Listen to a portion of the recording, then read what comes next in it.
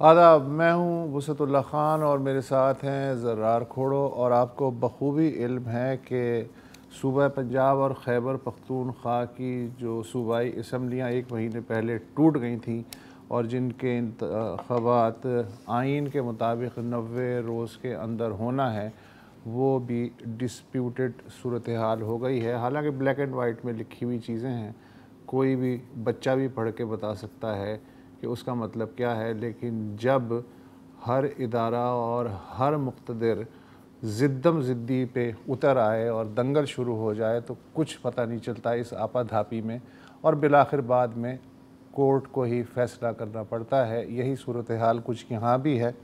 کوئی کورٹ میں نہیں گیا، اس سے پہلے خود احتیاطاً جو سپریم کورٹ ہے اس نے سو موٹو ایکشن لے لیا۔ 9 رکنی بینچ بنا چیف جسٹس بندیال کی سربراہی میں۔ آج پہلا دن تھا اس کی سماعت کا۔ بینچ کے ایک معزز جج ہیں جسٹس جمال خان مندوخیل، انہوں نے اس معاملے کا از خود نوٹس لینے پہ تحفظ ظاہر کرتے ہوئے کہا کہ یہ از خود نوٹس اس بینچ کے ججز کے کہنے پہ لیا گیا ہے، جو دراصل ایک سروس سے متعلق مقدمے یعنی CCPO لاہور غلام محمد ڈوگر کے تبادلے سے متعلق درخواست کی سماعت کر رہے تھے، اور اس دوران چیف الیکشن کمشنر کو بھی طلب کر لیا گیا جو کہ اس مقدمے میں فریق تھے ہی نہیں۔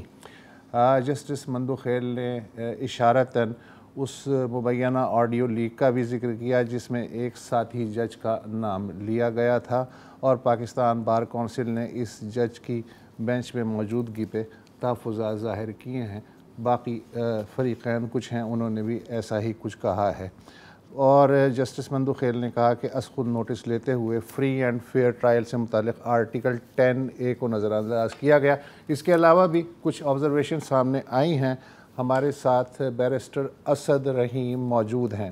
اسد رحیم، پہلے تو آپ یہ بتائیے کہ آج جو کارروائی ہے جس میں جسٹس مندوخیل کا یہ نوٹ سامنے آیا ہے، پھر اطہر من اللہ صاحب نے جو ہیں وہ بھی کہا ہے کہ یہ بھی دیکھنا ہوگا کہ یہ اسمبلیاں آئین کے مطابق توڑی گئی ہیں یا کسی سیاسی رہنما کی خواہش پہ، اور یہ بھی کہ ایک جج منصور علی شاہ نے آبزرو کیا کہ اگر اسمبلیاں آئین کے مطابق تحلیل نہیں ہوئیں تو بحال بھی ہو سکتی ہیں۔ تو پہلے ہی دن بڑی انٹرسٹنگ آبزرویشن سامنے آئی ہیں۔ کیا کہہ رہے ہیں، کیا ٹیمپرامنٹ چل رہا ہے؟ وسعت صاحب، آپ درست کہہ رہے ہیں، جو جج صاحبان کی باتیں ہیں وہ قابل توجہ ہیں، لیکن جو قانون ہے وہ تو واضح ہے۔ بات یہ نہیں کہ وہ کون سے بنیادی وجوہات تھے کہ اس بینچ نے پھر چیف جسٹس کو ریفر کیا۔ بات یہ ہے کہ آرٹیکل 184(3) کے تحت اگر کوئی سوال ہے جو کہ پبلک امپورٹنس کا ہو اور آپ کے بنیادی حقوق سے جڑا ہو تو آپ از خود نوٹس لے سکتے ہیں۔ جہاں تک صوبائی اسمبلیوں کی تحلیل ہونے کی بات ہے تو ایک بار پھر آئین میں درج ہے آرٹیکل 112 کے تحت کہ وزیر اعلیٰ صاحب کے مشورے پہ جو گورنر صاحب ہیں وہ اسمبلی کو کی تحلیل کر دیتے ہیں۔ تو ٹھیک ہے، یہ سوالات ہیں، ان کے شاید آنے والے کسی سماعت پہ جواب بھی سننے کو ملیں، لیکن جو بنیادی سوال ہے وہ یہی ہے کہ اگر 90 دن میں آپ کو انتخابات کرانے ہی ہیں تو کیا گورنر کا اختیار ہے یا ECP کا اختیار ہے یا صدر پاکستان کا اختیار ہے؟ اس پہ عدالت عظمیٰ کا مرکزی فیصلہ ہوگا۔ اچھا اسد، اب یہی بات ہوئی نا، جیسے اب جو اختیار کی بات ہے، اب گورنر اور میرا خیال ہے کہ تقریباً پوری جو PDM کی حکومت ہے وہ اختیاری کھیل رہی ہے۔ جیسے سب سے اہم ایشو یہ ہے، اب یہاں پر ہم نے دیکھا ہے، correct me if I'm wrong, کہ گورنرز نے تو گاڑی کر دی ہے، الیکشن کمیشن بھی کرنے کے لیے تیار نہیں ہے، تو صدر صاحب نے کر دیا۔ اب ہم اس پر بحث کر سکتے ہیں کہ کیا ان کا اختیار تھا یا نہیں تھا، لیکن بنیادی بات تو یہی بنی نا جو آپ نے ذکر کی کہ 90 دن کے بعد آپ نے الیکشن کروانے ہی کروانے ہیں۔ اختیار تو مطلب شاید ایک سیکنڈری ایشو بنتا ہے یہاں پہ، کیا خیال ہے آپ کا؟ زرار صاحب بالکل درست کہہ رہے ہیں، اور بہت افسوس سے کہنا ہوتا ہے کہ شاید جو اختیار بھی ہے وہ بھی کوئی خاص راکٹ سائنس نہیں ہے، کوئی پیچیدہ سوال نہیں ہے۔ آرٹیکل 105 میں لکھا ہوا ہے کہ گورنر صاحب ہی ہیں جو کہ اعلان کرتے ہیں۔ گورنر صاحب نے ایک تکنیکی بنیاد کا سہارا لیتے ہوئے کہا کہ کیونکہ میرا یہ فیصلہ ہی نہیں تھا تو اس لیے میں اس میں پہل نہیں کروں گا۔ اس میں پھر عدالت عالیہ لاہور نے آپ کے لیے ایک راستہ نکالا, ایک اچھا فیصلہ لکھا کہ election commission of Pakistan governor صاحب کے ساتھ مشورہ کرے اور پھر اس کے بعد تاریخ کا اعلان کرے. اب یہاں میرے یہ بہت ہی ایک ادنا سی رائے ہے کہ الیکشن کمیشن آف پاکستان نے آئین کی خلاف ورزی کرتے ہوئے اپنے ہاتھ کھڑے کر دیے. آپ کا بنیادی مقصد ہے, اور یہ عدالت عظمیٰ کے فیصلے بھی ہیں اس پہ, to conduct and organize elections, اور اس کی وجہ سے ہی عدالت عالیہ لاہور نے کہا کہ ای سی پی تاریخ کا اعلان کرے. جب ای سی پی نے بھی بیچ میں سے وہ نکل گیا تو پھر صدر پاکستان نے ایک ایسا قانون جو کہ آئین کے ماتحت ہے, یعنی الیکشن ایکٹ 2017, اس کو استعمال کرتے ہوئے کہا کہ جی میں خود تاریخ اناؤنس کروں گا 9 اپریل کی, اور اس پہ پھر اب یہ سوالیہ نشان کھڑا ہوا ہے. تو یہ تشویشناک بات ہے کہ گورنر صاحب کو کرنا چاہیے تھا, انہوں نے کہا نہیں. ای سی پی کو عدالت عالیہ کے فیصلے کی روشنی میں کرنا چاہیے تھا, اس نے کہا نہیں. صدر پاکستان نے ایک سب کانسٹیٹیوشنل قانون استعمال کرتے ہوئے اس خلا کو پر کرنے کی کوشش کی, تو اب عدالت عظمیٰ نے اس پر نوٹس لے لیا ہے. تو this is a very sad state of affairs کہ آپ کے یہ بیسک یہ ایک آئینی کمانڈ ہے, یہ اتنا پیچیدہ معاملہ ہے نہیں. اسد دیکھیں, ہم قانونی موشگافیوں میں الجھ رہے ہیں اور لوگوں کو ظاہر اویئر بھی کر رہے ہیں, یہ بہت اچھی بات ہے, لیکن وہ ہوتا یہ ہے نا کہ جو سامنے چیزیں نظر آ رہی ہیں, مسئلہ تو کچھ دوسرا ہے. مسئلہ یہ ہے کہ جو یہ ساری چیزیں بتا رہی ہیں کہ اسٹیٹ انسٹیٹیوشنز وہ آہستہ آہستہ کولیپس کر رہے ہیں, انہیں نہ اپنے اختیارات کا علم ہے اور نہ آئین کے بارے میں جو ہے جو ایک روح ہوتی ہے اس کے بارے میں بھی علم نہیں ہے. الیکشن کمیشن صدر کے آڑے آ رہا ہے, صدر وزیر اعظم کی نہیں مان رہا ہے, وزیر داخلہ جو ہے لاہور ہائی کورٹ کے فیصلے کو کہہ رہا ہے کہ یہ کیا فیصلہ ہے, اور جو پی ٹی آئی ہے وہ کسی چیز کو مان رہی ہے, کسی کو نہیں مان رہی ہے, کبھی وہ عدالت کی طرف جانا چاہ رہی ہے, کبھی کچھ کرنا چاہ رہی ہے. یہ جو ہے اصل بیماری یہ ہے اس سارے کے پیچھے, ورنہ تو ایک 10 سال کا بچہ بھی بتا سکتا ہے کہ کون سے آرٹیکل کے تحت 90 دن کے میں الیکشن ہونے ہیں. تو یہ کولیپس کی طرف, یہ کولیپس کے سارے آثار نظر آ رہے ہیں. ہمیں میرا خیال ہے یہ بات ایڈمٹ کر لینی چاہیے. جی بالکل ایڈمٹ کرنی چاہیے. اور مارچ 2022 کے بعد سے آپ کو یاد ہوگا جب تحریک انصاف کی ہی حکومت نے غیر قانونی اور پھر سے آئین کی خلاف ورزی کرتے ہوئے اسمبلی کی تحلیل کی تھی, تو پھر آپ نے دیکھا کہ عدالت عظمیٰ کی طرف کس طرح ایک تنقید کا ایک سیلاب آگے بڑھا تھا. رات کے 12 بجے عدالت کھول دی, لیکن درست فیصلہ لیا گیا تب بھی.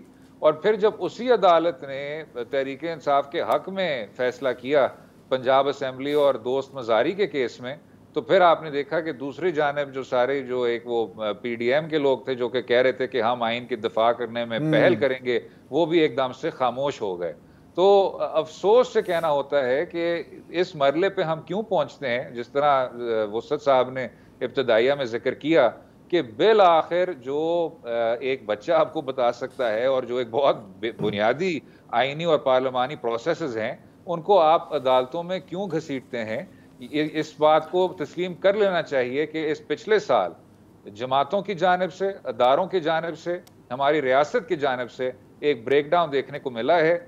اشد ضرورت ہے اب اتفاق کی اور آئین کی روح پر عمل درآمد کرنے کی. اچھا, لیکن مسئلہ پتہ ہے یہی ہے نا کہ آپ کے لیے جو سیاہ ہے وہ میرے لیے سفید. نہیں, میں وہی کہنے والا ہوں, آپ کے لیے دن ہے تو میرے لیے رات. میں وہی کہہ رہا ہوں کہ وہ ایکسپلینیشنز پیش کی جا رہی ہیں جو جنرل ضیاء الحق غریب جو ہے وہ جرأت نہیں کر سکا. اس نے بھی الیکشن نہیں کروائے, پوسٹ پون کرتے رہے وہ, لیکن وہ جو ہے کچھ نہ کچھ ایک لیگیلٹی کا ایک کپڑا ڈال کے وہ بات کرتے تھے.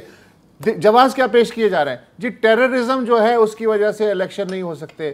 جی ملک میں اقتصادی بحران ہے, ہمارے پاس اتنے پیسے نہیں ہیں کہ اتنی بڑی ایکسرسائز کے لیے پیسے نکال سکیں. جی لا انفورسمنٹ ایجنسیز جو ہیں وہ دیگر کاموں میں الجھی ہوئی ہیں, وہ الیکشن کہاں سے کروائے ہیں. اب ان کو آئینی جواز بنا کے پیش کیا جا رہا ہے جب نہیں ہے. ایک یہ, اچھا دوسرا لطیفہ یہ کہ چلے پنجاب کی حد تک تو میں مان لیتا ہوں کہ گورنر کی یہ بات سمجھ میں نہیں آ رہی ہے, بہت ہی سادہ طبیعت کے ہیں کہ انہوں نے توڑی ہیں اسمبلیاں یا خود بخود ٹوٹی ہیں تو انہیں بیچ میں ملوث ہونا چاہیے یا نہیں. لیکن خیبر پختونخوا کے گورنر نے تو چیف منسٹر کے ساتھ ملاقات کے بعد انہوں نے سائن کیے تھے کہ ٹھیک ہے جی یہ اسمبلیاں آپ کہتے ہیں تو میں ڈیزالو کر دیتا ہوں, کم از کم خیبر پختونخوا میں الیکشن تاریخ کا اعلان کر دیتے, وہاں تو سیدھا سیدھا کام ہے نا. جی بالکل, اور جیسے آپ نے کہا, آپ نے جنرل ضیاء صاحب کے دور کا حوالہ دیا, اگر آپ اس طرح کی کا کوئی سہارا لیں گے تو کوئی نظریہ ضرورت ٹائپ کوئی ریڈیکل تھیوری ہوگی, اگر تھیوری ہوگی تو وہ آئین سے انحراف کر رہی ہوگی. آئین تو بالکل واضح ہے, اور یہ کہنا کہ جی دہشت گردی ہے, لا اینڈ آرڈر کا ایشو ہے, تو عوامی نیشنل پارٹی آپ کو بتا سکتی ہے کہ 2013 میں کیا صورتحال اس کو دیکھنے کو ملا تھا, اور اس میں اسفندیار ولی صاحب کی انتہائی تشویشناک جو ان کا ایک بیان تھا کہ ہمارا چیف الیکشن کمشنر فخر الدین ابراہیم صاحب نہیں تھے, حکیم اللہ محسود تھے, تو وہ دن بھی یاد کرنے چاہیے. اور اس سے میرے خیال سے یہ پاکستان کے لیے خوش آئند بات ہے کہ آپ اس دلدل سے آگے بڑھے. یہ اور بات ہے کہ شاید آپ کچھ بیسک سبق سیکھ نہ سکے, لیکن کیونکہ اب آپ آگے بڑھ چکے ہیں تو یہ کہنا کہ جی مالی وجوہات کی بنیاد پہ یا لا اینڈ آرڈر وجوہات کی بنیاد پہ ہم انتخابات نہیں کرا سکتے, یہ ہمارے جمہوری تسلسل کے لیے بے تحاشا نقصان دہ ہو. بالکل, اور میں تو اس میں ایک اضافہ کروں گا کہ جو لوگ اس وقت اس چیزوں کو یا تو کھل کے یا دبے الفاظ میں سپورٹ کر رہے ہیں نا کہ جی دیکھیں آخرکار بحران تو ہے, ایک سیکیورٹی سچویشن بھی ہے, اکنامک سچویشن بھی ہے, تو بڑا سیدھا سیدھا سوال ہے کہ اگر یہ تاحیات اکنامک کرائسس چلتا رہا یا سیکیورٹی کرائسس چلتا رہا تو پھر کیا کبھی الیکشن نہیں ہوں گے؟ تو یہ بھی سوچیں نا کہ آپ کیا پریسیڈنٹ سیٹ کر رہے ہیں. اچھا, اب اصل سوال آپ سے یہ ہے کہ اب ظاہر ہے کہ یہ کافی ایک اوپن اینڈ شٹ کیس ہے, اسٹریٹ فارورڈ کیس ہے, عدالت ظاہر ہے کہ اپنا وقت لے گی, ابھی گورنر کو بھی طلب کیا ہے, باقی تمام جو ایڈوکیٹ جنرلز, پریزیڈنٹ, گورنرز, سیاسی پارٹیاں سب کو طلب, تو ابھی کچھ 2-3-4 ہیئرنگز تو اس کی ابھی کہیں نہیں گئی, رائٹ. لیکن اب ہم آتے ہیں جو بینچ ہے اور اس کی تشکیل پر, اگر ایک کلیئر میسج ہے, رائٹ, کلیئر کیس ہے, تو کیا حرج ہوتا کہ اگر اس میں آپ کا جسٹس قاضی فائز عیسیٰ یا تمام جو سینئر ججز ہیں سب کو ڈال دیتے؟ مطلب اس میں اختلاف کی ویسے بھی کہاں گنجائش تھی؟ جی بالکل کوئی حرج نہیں ہے, میرے خیال سے ہم اختلاف کو شاید رول آؤٹ نہیں کر سکتے, لیکن جیسے آپ نے کہا زرار صاحب, یہ سوال پیچیدہ نہیں ہے. اگر آپ 11 سب سے زیادہ سینئر جج صاحبان کو بینچ میں شامل کر دیتے تو جو عام طور پہ اس طرح کے سوالات اٹھائے جاتے ہیں ان کی بھی گنجائش نہ رہتی. ہاں یہ ضرور ہے کہ قانون میں لکھا ہوا ہے, سپریم کورٹ رولز بھی ہیں 1980 کے, کہ چیف جسٹس صاحب ہی ہیں جو ایکسپریشن استعمال کیا ہوا ہے ماسٹر آف دا روسٹر, کہ ان کی ثوابدید ہوتی ہے کہ وہ بینچ کو کی تشکیل کس طرح دیں. لیکن جیسے آپ نے کہا کوئی حرج نہیں تھا, it was one more issue that could have been avoided. صحیح کہہ رہے ہیں. تھینک یو سو مچ, بہت شکریہ. Thank you. اچھا, اب اس میں نا یار اگر تھوڑا سا سمری کریں, یہ جو قاسم سوری نے جو کرنے کی کوشش کی تھی, کچھ ایشوز ہوتے ہیں جس میں آپ ایک کلیئر سٹانس لے سکتے ہیں. یار ہر آدمی نے آئین کی خلاف ورزی کی ہے اور ہر آدمی آئین کی پاسداری کا مطالبہ کر رہا ہے. نہیں بالکل, لیکن اگر اس کو تھوڑا سا آگے لے جائیں, انہوں نے جو اس وقت کیا تھا مارچ میں وہ غلط تھا, وہ غیر آئینی تھا, کلیئر ہے, ٹھیک ہے. اس وقت جو پی ڈی ایم حکومت کرنا چاہ رہی ہے الیکشنز کو ڈیلے کرنا, غلط ہے, غیر آئینی ہے.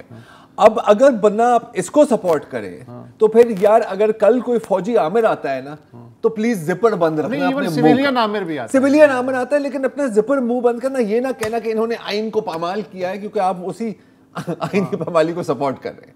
تو یہ تو نہیں ہو سکتا نا سر. وقفہ لے لیں. Welcome back.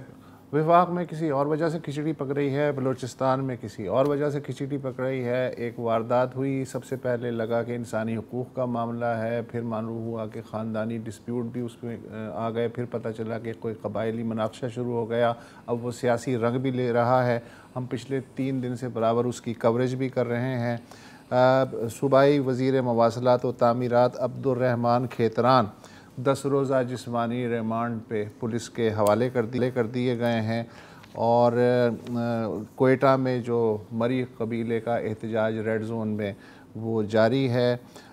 پہلے ہمیں یہ خبر ملی تھی کہ جو خان محمد مری جو کہ سابق باڈی گارڈ تھے کھیتران صاحب کے، ان کی بیوی جو ہیں ان کی لاش ملی ہے کنویں سے، اور دو بیٹوں کی لاشوں کی تصدیق ہو گئی، لیکن جو بیوی ہیں وہ خوش قسمتی سے زندہ ہیں، لیکن جو لاش ملی ہے وہ کسی 17 سے 20 سال تک کی خاتون کی بتائی جاتی ہے۔ اب یہ خاتون کون ہے، یہ ایک الگ سے سوال کھڑا ہو گیا ہے۔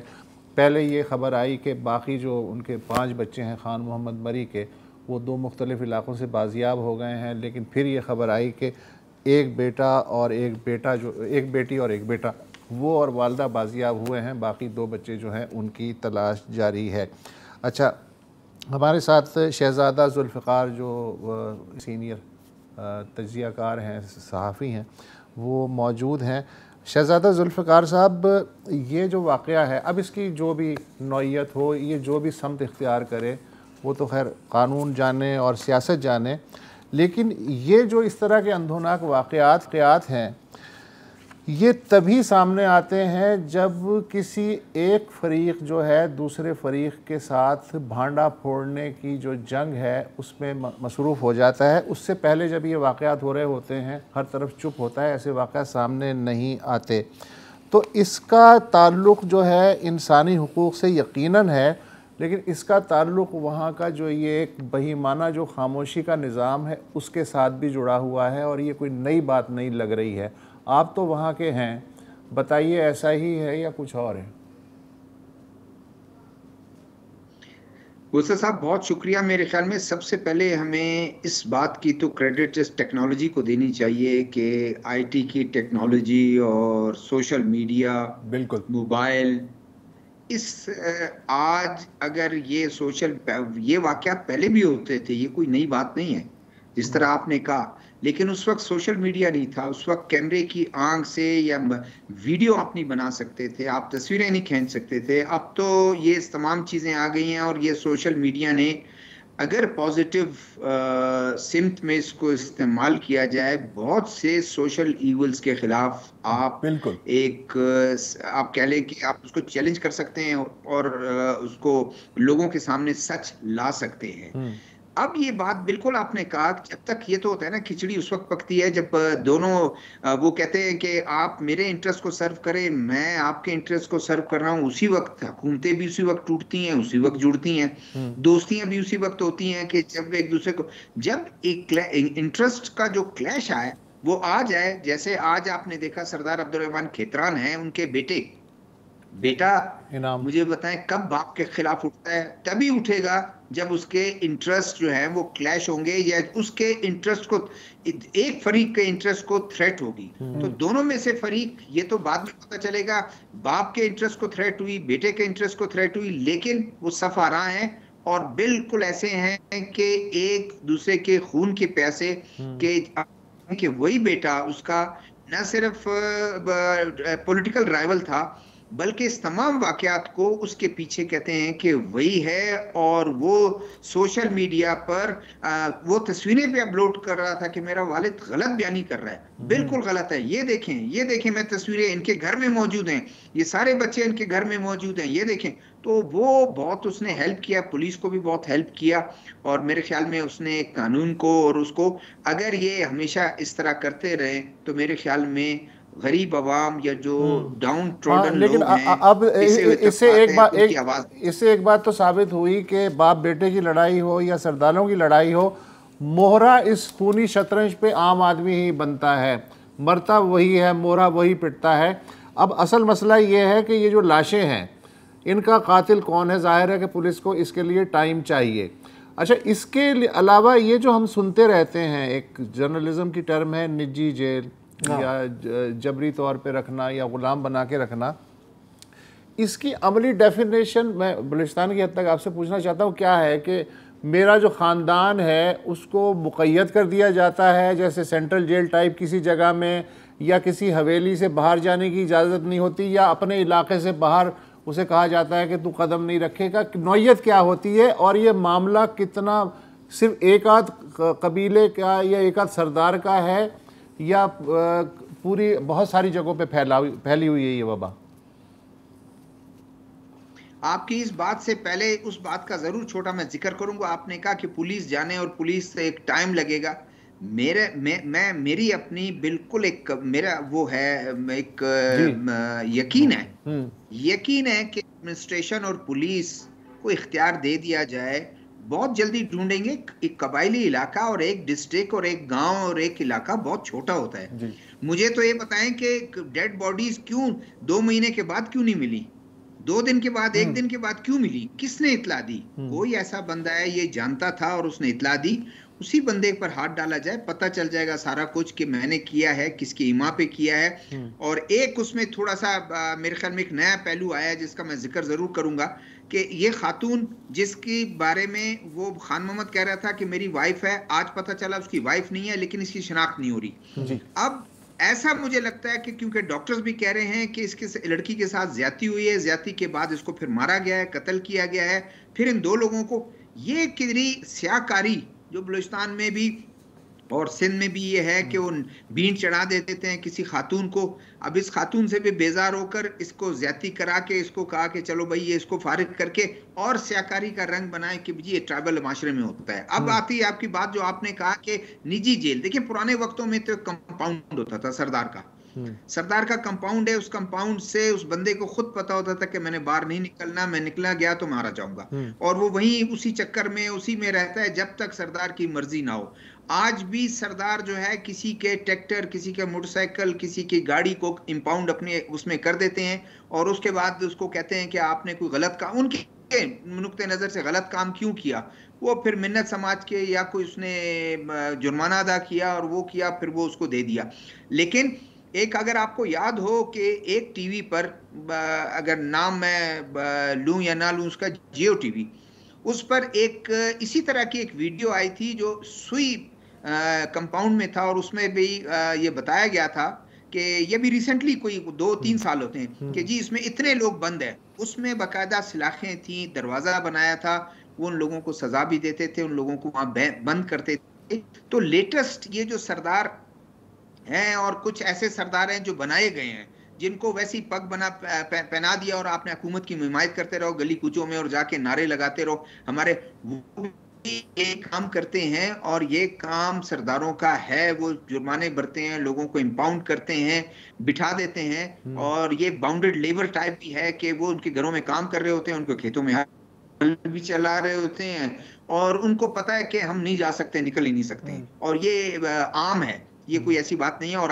آج کل تو میں نے آپ کو شاید بتایا بھی ہوگا کہ ٹکری جو ہے, جو آپ بہت ہی 2-3 سٹیپ نیچے ہے سردار سے, اس نے بھی جب اس کو تھوڑا سی گورنمنٹ کی یا اسٹیٹ کی تھوڑی سی پاور مل گئی, چاہے وہ کسی ایم پی اے کا چمچہ ہے, کسی ایم این اے سینیٹر کا چمچہ ہے, وہ بھی ایک کام کرتا ہے. وہ بھی بندہ اٹھا کے لے آتا ہے, اپنے پاس بٹھا دیتا ہے, فلاں بندے کو لاؤ کہ بھائی یہ بندے کی آپ نے سزا کرنی ہے, یہ ہے. اور کوئٹہ شہر میں بھی یہ ہوتا ہے, کوئٹہ شہر میں بھی لوگ فیصلے کرتے ہیں اپنے گھر میں, اگر نہیں ہوا تو اٹھا کے اس کو بند کر دیتے ہیں, وہ بیٹھ جاتا ہے, کہتا ہے جاؤ بھائی کو بولو پیسے لے کے آؤ. اب وہ فیصلہ اس کا صحیح ہے غلط ہے یہ ہوتا رہے. جی اس کو ہم کہتے ہیں ڈیولیوشن. اس کو ہم کہتے ہیں ڈیولیوشن. بہت بہت شکریہ استاد. کیا کہتے ہیں نہیں یا بالکل وہ کیا کہتے ہیں نا کہ شریف وہ ہے جس کو موقع نہیں ملا, تو سردار وہ ہے جس کو موقع ملا. اچھا آپ یہ دیکھیں کہ بلوچستان کا جو عام آدمی ہے نا, باقی صوبوں کے مقابلے میں وہ 3 اور 4 ٹائم پریشر میں ہے. مطلب بالکل پریس ہو چکا ہے ہر سطح, ریاست, سردار, علاقہ, رواج, بس سٹیکر بنا کے رکھ دیا ہے. بہت خوب. وقفہ لے لیں. Welcome back. جب میرے والد صاحب مرحوم کسی کو دعا دینا چاہتے تھے اور دل سے جب دعا ان کی نکلتی تھی تو وہ ہمیشہ کہتے تھے کہ اللہ آپ کو ڈاکٹروں اور وکیلوں سے دور رکھے. اب چاہے ڈاکٹر صاحبان کے بارے میں زیادہ نہیں کہنا چاہ رہا, وکیلوں کے بارے میں اس لیے بات ہوئی تھی کیونکہ آپ کو پتہ ہے کہ ایک دفعہ کوئی بندہ کورٹ کچہری کے مسئلوں میں پھنس جائے تو کبھی کبھی تا حیات پھنسا رہتا ہے, اور کبھی کبھی تو آپ ورثے میں اپنے بچوں کو بھی کیس دیتے ہیں کہ جی جائیداد تو میں نہیں چھوڑ گیا لیکن یہ 10-15 فائلیں ہیں, ان سے آپ نبٹ لینا یار آگے جاتے ہوئے اچھے بچوں کی طرح. یہ کیوں ہے ایسا؟ اگر آپ کو کچھ اعداد و شمار دکھائیں ہم اسکرین پر, تو 2020 کے یہ فگرز ہیں. 2020 میں تقریباً 18 لاکھ کیسز پورے پاکستان میں اس وقت پینڈنگ ہیں. میں بات کر رہا ہوں ڈسٹرکٹ کورٹ سے لے کے سپریم کورٹ تک. اور ان سے نپٹنے کے لیے میرا خیال ہے کہ کوئی تقریباً 3200 سے کم جج صاحبان ہیں. اگر ہم آج کی بات کریں تو یہ اس تعداد میں اضافہ ہی ہوا ہے, ججز کی تعداد میں نہیں شاید, لیکن کیسز کی تعداد میں آج کوئی میرا خیال ہے کہ 22 سے 23 لاکھ کیسز ہیں جو چل رہے ہیں, سنے نہیں جا رہے. اور اگر آپ کو اس کا ثبوت چاہیے تو کسی بھی عدالت میں آپ چلے جائیں اور وہاں جو اتنے بھی لوگ منڈلا رہے ہوتے ہیں آپ کسی سے بھی پوچھ لیں کہ سر آپ کا کیس کتنے سالوں سے چل رہا ہے, آپ کو جواب مل جائے گا. اب ہمیشہ ہم اس پہ بات کرتے ہیں, ہم کوستے ہیں, ہم کہتے ہیں ایسا نہیں ہونا چاہیے, لوگوں کو انصاف ملنا چاہیے, فوری ملنا چاہیے, اور جو بھی روایتی باتیں ہوتی ہیں, لیکن کبھی ہم یا کم ہی ہم حل کی طرف جاتے ہیں کہ اس کا حل کیا ہے. تو آج ہم اسی موضوع پر بات کریں گے. اگر آپ کا بھی کوئی کیس ہے, پھنسا ہوا ہے, تو شاید آپ جاننا چاہیں. اگر آپ پھنسنا چاہ رہے ہیں یا نہیں پھنسنا چاہ رہے تو آپ کے لیے بھی سننا ضروری ہے. ہمارے ساتھ ہیں شاہزار الہی صاحب, آپ ہیں لیگل ایڈ سوسائٹی کے ساتھ اور مصالحہ سینٹر فار ڈسپیوٹ ریزولوشن. اور آج جو بات ہو رہی ہے وہ ہے کہ ایک میکینزم بنی ہے, انفیکٹ اس کو عدالتی کور بھی ملا ہے, لیگل کور بھی ملا ہے پاکستان میں, جس کو کہتے ہیں آلٹرنیٹیو ڈسپیوٹ ریزولوشن. یہ کس جانور کا نام ہے شاہزار صاحب؟ تھینک یو زرار صاحب. ایک تو پرابلم آپ نے بڑا زبردست طریقے سے ڈیفائن کیا. اس وقت آج کی تاریخ میں 22 لاکھ کیسز پینڈنگ ہیں اور تقریباً 3070 ججز ہیں ٹوٹل پاکستان میں اس وقت. ایک ایوریج کیس کی تعداد جو ہے وہ اس وقت 6 سے 10 سال ہے آن ایوریج, اف یو لکی, اگر آپ لکی. ورنہ جسٹس جواد خواجہ صاحب کی ایک اسٹیٹمنٹ ہے کہ اگر ایک پارٹی تمام لیگل ریمیڈیز کو ایگزاسٹ کرے تو 25 سال بھی لگ سکتے. مطلب کہ اپیل, پھر اپیل پہ اپیل. اور یہ جو 22 لاکھ کیسز ہیں ان میں سے بہت سے ایسے ہیں جو ابھی تک ڈیسائیڈ نہیں ہوئے. جب یہ ڈیسائیڈ ہوں گے تو اپیلس کا پروسیس الگ. ابھی تو لمبی کہانی ہے. آج اگر پاکستان تمام کیسز لینا بند بھی کر دے تو ہماری عدالتوں کو کم از کم 30 سے 40 سال لگیں گے صرف اس بیک لاگ کو کلیئر کرنے کے لیے, اگر کوئی ایک بھی نیا کیس نہیں نہیں ہوتا. ناؤ اب ہم جوڈیشری کو کرٹیسائز بہت کرتے ہیں, but we need to understand کہ 3070 ججز, 2.2 ملین کیسز, 6 to 10 ایئرز, 6 سے 10 سال ایک کیس کی, یہ میتھ یا یہ ایکویژن ایڈ اپ نہیں کرتی. آلٹرنیٹیو ڈسپیوٹ ریزولوشن ایک ایسا کانسٹیٹیوشنلی ریکگنائزڈ کہ آئین میں یہ ریکگنائزڈ ہے اور جوڈیشلی انفورسڈ میکنزم ہے جس کو عدالتیں انفورس کرواتی ہیں, جس کے تحت جنہیں ہم آؤٹ آف کورٹ سیٹلمنٹ کہتے ہیں.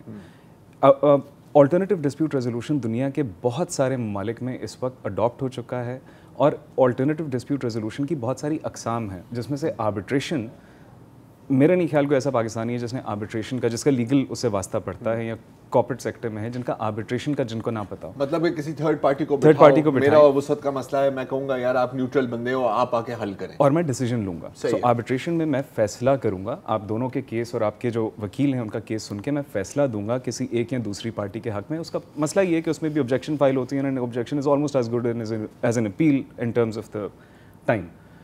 ایک میڈیشن, اور جس کو ہم اردو میں ثالثی کہتے ہیں, ایک اس کا نظام جس کو ایک کانسٹیٹیوشنل اب کور دے دیا گیا ہے 2017 کے اسلام آباد ADR ایکٹ, 2019 کے Sindh amendments to the CPC 89A and B, KPK alternative dispute resolution act, Punjab, مطلب گلگت اور آزاد جموں اینڈ کشمیر کو چھوڑ کے آپ کی تمام جورسڈکشن میں اب ADR اور بالخصوص میڈیشن آربیٹریشن کو ریکگنائز کر لیا گیا. آربیٹریشن 1940 سے تھی. میڈیشن ہے کیا؟ میڈیشن میں جس طرح آربیٹریشن میں ایک ایوارڈ دیا جاتا ہے, ایک ڈیسیجن دیا جاتا ہے, میڈیشن میں ایک سیٹلمنٹ اگریمنٹ ہوتا ہے, راضی نامہ ہوتا ہے. وہ پارٹیز جو کورٹ میں ایک دوسرے کی شکل بھی نہیں دیکھتی ہیں, ان پارٹیز کو بٹھایا جاتا ہے ایک ٹیبل پہ, چاہے وہ کورٹ ریفر کرے کورٹ آرڈر کے تحت کہ آپ نے میڈیشن کروانی ہے, یا جس طرح باہر کی بہت ساری جورسڈکشنز میں, جس طرح ترکی میں ہے کہ آپ نے مینڈیٹری ہے commercial, civil and labour cases کے وہ جب تک میڈیٹ نہیں ہوں گے تب تک آپ کورٹ نہیں آ سکتے. مطلب پہلے آپ نے میڈیشن کروانی, اگر وہاں سے حل نہیں ہوا تو پھر آپ کورٹ کے پاس. دیکھیں یہ نظام کیوں لایا جا رہا ہے, اس کو سمجھنے کی اس طرح سے ضرورت ہے کہ بہت دفعہ, اینڈ شاید لوگ اس بات کو زیادہ بہتر سمجھ سکیں کہ جو مسئلہ ہوتا ہے وہ ٹپ آف دی آئس برگ ہوتا ہے. اگر ایک پراپرٹی ہے جو ڈسپیوٹڈ ہے, یا ایک فیملی ایک بچے کی کسٹڈی پہ لڑ رہی ہے, تو مسئلہ آپ کو بظاہر طور پہ وہ نظر آ رہا ہے 25 کروڑ کا, اگر یہ کورٹ چلا جائے گا سو اس مسئلے پہ لڑائی ہو رہی ہوگی. اس کی جو بنیادی وجہ ہے وہ نیچے, that's the bottom of the iceberg का जो पार्ट है, उसमें उसकी एक्चुअल जो मसले की कॉज है वो छुपी हुई है। मतलब असल मसला ये नहीं है कि मुझे हिस्सा मिले इस प्रॉपर्टी में, असल मसला ये है कि आपने अपनी बेटी की शादी पे मुझे सही तरह इनवाइट नहीं किया था। अब आप मेरे से माफी मांगे, खानदान की आप समझ रहे हैं? सो ये चीज़ें कोर्ट में सुनाई है वैसे। सो कोर्ट में ना जज के पास, क्योंकि 2.2 मिलियन पेंडिंग केसेस हैं, और ना वकील के पास ये टाइम है कि उसको एक्सप्लोर करे। मीडिएशन इसलिए लाया जा रहा है। दुनिया में 70% केसेस जो मीडिएशन में लाए जाते हैं तकरीबन ऑन एवरेज वो सक्सेसफुल होते हैं। इस चीज़ का नाम अल्टरनेटिव डिस्प्यूट रेजोल्यूशन है। मीडिएशन, आर्बिट्रेशन, इसके और भी इंस्ट्रूमेंट्स हैं, न्यूट्रल इवैल्यूएशन, कंसिलिएशन, लेकिन पाकिस्तान में ये दो अब रिकग्नाइज हो चुके हैं। ये रिकग्नाइज हो गए। ये करेगा कौन, इसकी क्या सक्सेस रेट है? एक वक्फा लेते हैं, तो इसके बाद बात।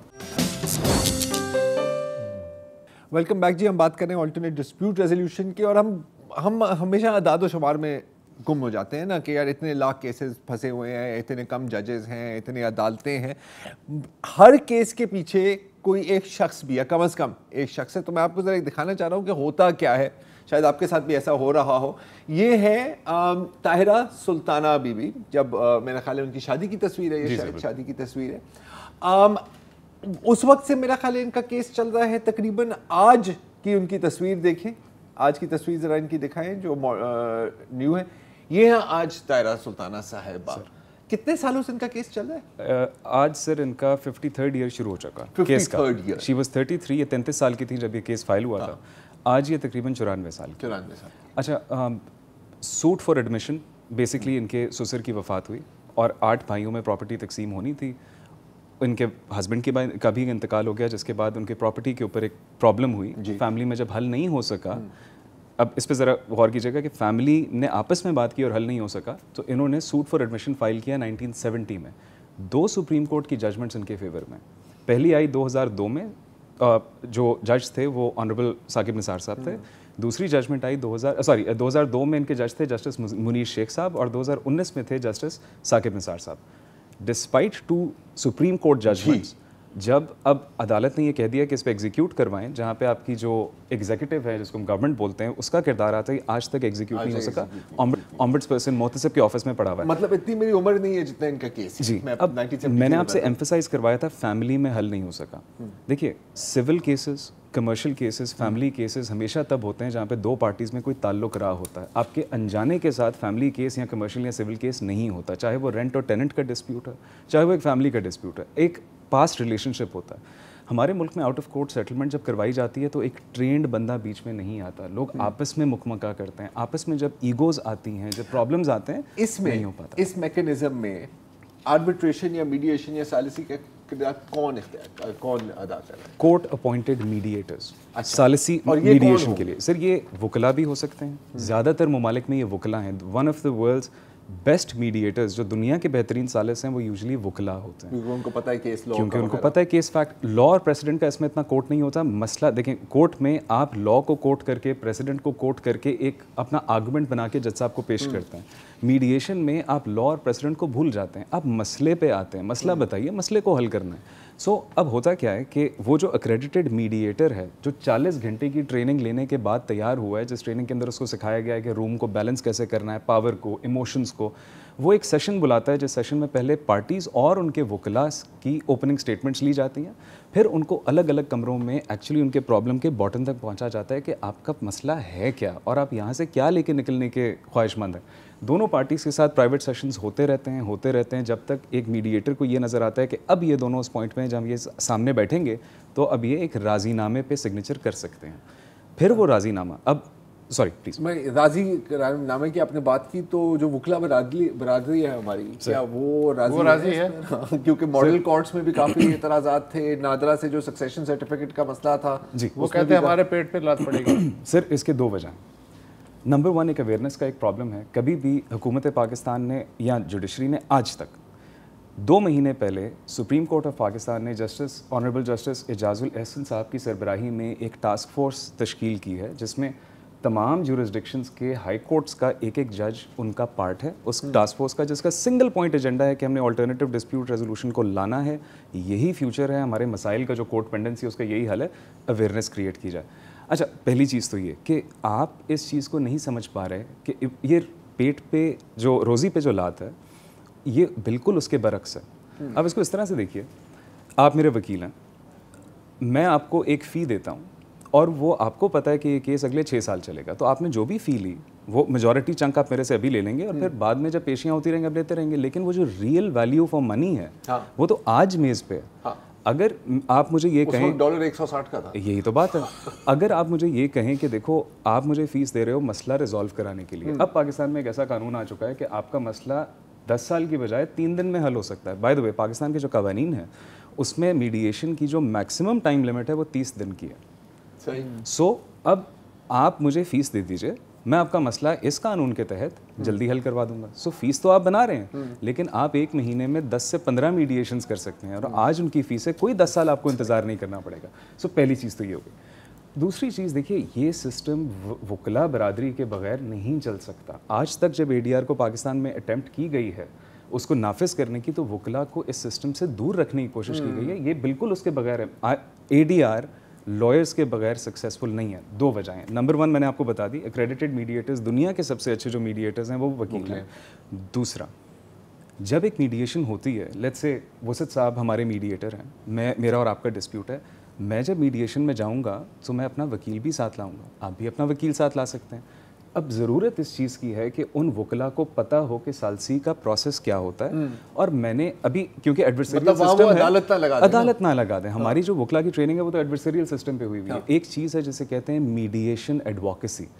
वकील मीडिएशन एडवोकेट्स बनते हैं, उनको पूरा मीडिएशन या सालसी का प्रोसेस समझाया जाता है और फिर वो क्लाइंट को मीडिएशन में रिप्रेजेंट करने की फ़ी लेते हैं। अच्छा, अब शहजाद मुझे एक बात बताइए। जी सर। ये फ़र्ज़ करें हो गई, ठीक है, तो अब मेरा वसत का फंडा है, हमारी सुलह हो गई, आपने बड़ी उम्दा तरीके से हमारी मीडिएशन करा दी सर, क्या ये इन्फोर्स हो सकता है? 100%। कैसे? 2000 ये जो जितने भी कवानीन मैंने आपको बताए, देखिए आप किसी भी वकील से पूछिए तो आप ये आपको बताएगा कि ADR कोई नई चीज़ नहीं है। 2002 में भी small claims and minor offences ordinance आई थी मुशर्रफ साहब के दौर में। सेक्शन 89 वैसे भी CPC का ADR का ही जिक्र करता है, लेकिन फ़र्क क्या है? फ़र्क ये है कि इन कवानीन के मुताबिक, अब सेम एग्जांपल ले लेते हैं, वसत साहब हमारे मीडिएटर हैं और मेरा और आपका डिस्प्यूट है। अब इन्होंने इस पोजीशन पे लिया है कि हम ये सेटलमेंट एग्रीमेंट साइन कर रहे हैं। इस सेटलमेंट एग्रीमेंट के ऊपर आपके सिग्नेचर होंगे, मेरे सिग्नेचर होंगे, विटनेसेस के होंगे और वसत साहब के होंगे। और ये पाकिस्तान की हर अदालत में एडमिसिबल है, हर सिविल कोर्ट में एडमिसिबल हैं। और अगर आपको कोर्ट से रेफर हुआ है मामला तो उस कोर्ट में आप वापस जाके राजीनामा देंगे। Court under either section 23 compromise degree, जिस तरह सिंध में हो रहा है, या order 33, this is as good as any court decision. Yes, it is a decree of the court. It is a decree of the court. सो अब अगर सेटलमेंट एग्रीमेंट वायलेट होता है तो आप मुझ पे कह सकते हैं आपने कॉन्ट्रैक्ट ब्रीच किया, लेकिन अब तो कोर्ट की डिग्री वायलेट हो रही है। सो अब वो इन्फोर्सेबिलिटी का मैकेनिज्म और इन्हांस्ड है। लेकिन मैं आपको इस चीज़ की खूबसूरती बताऊँ, देखिए एक राजीनामा हुआ है, मैं और आप दोनों मिल के एक चीज़ पे एग्री हुए हैं। ग्लोबली इसकी परसेंटेज बहुत कम है कि राजीनामे के सिग्नेचर के बाद हम मुकर जाएं। ये ऑलमोस्ट अनहर्ड ऑफ होता है, लेकिन हमारी जुरिस्डिक्शन में एक 1 स्टेप फर्दर भी जो भी इस कानून को बनाने वाला है, और वो अदालतें जो इस कानून के पीछे एक सीसा पलाई दीवार बन के खड़ी हुई हैं, Islamabad high court, Sindh high court, Gilgit chief court, ये इस चीज़ को समझ रही हैं कि this is the way forward और उसकी इन्फोर्सेबिलिटी का मैकेनिज्म इसी कानून के अंदर दिया हुआ। अच्छा, अब क्या इस वक्त मैं ये कर सकता हूँ, जैसे अगर अभी मेरा कोई मसला चल रहा है, आज कर सकते हैं? आज आप कर सकता हूँ, कहाँ, मतलब क्या मुल्क के हर कोने में या कुछ सूबों में है, कुछ में नहीं है? आप दोबारा बता सकते हैं? ADR एक्ट्स तो हर तरफ आ चुके हैं, सिवाय GB and Azad Jammu and Kashmir के। तमाम सूबों में ADR के एक्ट्स मौजूद हैं इस वक्त। क्योंकि हमारी जो ऑर्गेनाइजेशन है वो सिंध में, इस्लामाबाद में और गिलगित बल्तिस्तान में काम करती है, तो सिंध में तकरीबन 70 से 80 के करीब सालिसीन कोर्ट ने अपॉइंट और नॉमिनेट किए हर ज़िले में। सो टेक्निकली इनमें से मेजॉरिटी जो है वो कराची में है। हमारे जो डिस्ट्रिक्ट ऑफिसेज हैं उसमें भी एक सालिस मौजूद है, और इसके अलावा लीगल एड सोसाइटी ने तकरीबन 2016 में सालिसीन ट्रेन करवाए थे, 160 of which Sindh high court ने नोटिफाई किया। अच्छा, अब वक्त का मैं तुम्हें बस एक आखिरी सवाल पूछूंगा, अगर जो लोग सुन रहे हैं उनके पास, और यकीनन होंगे, मसले तो सबके होते हैं, और वो इसको इस मैकेनिज्म से हल कराना चाह रही है, क्या किधर जाएं, किससे बात करें? सो 2 तरीके हैं, वेरी शॉर्ट। पहले, अगर कोई हाई कोर्ट का नोटिफाइड, चाहे वो इस्लामाबाद है चाहे वो सिंध हाई कोर्ट है, अगर आपके पास एक मसला है और आप डायरेक्टली किसी मीडिएटर को रीच करना चाहते हैं, आप मीडिएटर को रीच करें और उसे कहें कि जी मेरा ये केस है। وہ دوسری پارٹی کو کنونس کرے گا کہ آپ آئیں اور آپ میڈیشن کے, اگر دوسری پارٹی راضی ہو جاتی ہے تو ویل اینڈ گڈ. پہلی چیز, میڈیٹرز کی لسٹ کہاں اویلیبل ہے؟ سندھ ہائی کورٹ کی نوٹیفیکیشن ہے, اور اس کے علاوہ ویب سائٹ پہ, اور اس کے علاوہ مصالحہ international centre for arbitration and dispute resolution کے پینل پہ یہ ثالثین موجود ہیں. اسی طرح اسلام آباد ہائی کورٹ میں 39 respected members of the legal fraternity are now mediators which are going to be notified as per the act by the government of Pakistan. آپ میڈیشن سینٹر بھی جا سکتے ہیں, آپ ڈائریکٹلی میڈیٹر کے پاس بھی جا سکتے ہیں, اور اگر آپ کا کوئی کیس چل رہا ہے تو کورٹ اس کیس کو کسی میڈیشن سینٹر یا میڈیٹر کی طرف ریفر بھی کر سکتا ہے. صحیح, بہت بہت شکریہ شاہزار. آئیڈیا تو اچھا ہے, امید ہے کہ امپلیمنٹ ہو جائے, کیونکہ اور تو کوئی طریقہ نہیں نظر آ رہا. آج کے لیے اتنا ہی جی, اجازت دیجیے, خدا حافظ.